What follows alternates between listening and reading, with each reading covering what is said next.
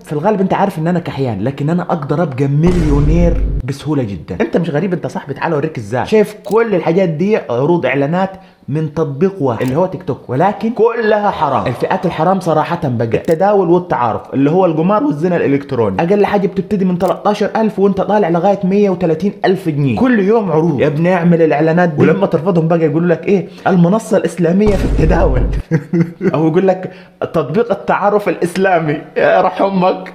موضوع التعارف ده باين، لكن موضوع التداول الحلال ده والله هوقع فيه لولا ما شفت فيديو لصانع محتوى الله يبارك فيه كان بيتكلم على التطبيق ده، وبرضه على الايميل بتجيني اعلانات برضه كلها حرام. مشكلتي ان الاعلانات الحلال بقت قليله جدا وتكاد تكون معدومه، واصحابنا صناع المحتوى مش بيرشحوني للاعلانات اللي بيعملوها. يا عم خد لك نسبه ورشحني، وشركات الاعلانات عاوزه تاخد منك نسبه 40 و50%. استغلال عيانا بيانا، ومش عارف اعمل في الموضوع ده. نفسي ابقى غني والله زي ما انتم مفكرين. فلو انت صانع محتوى او شركه وعندك حل ابعت له، هكون شاكر جدا، وربنا يستر على القريفاني.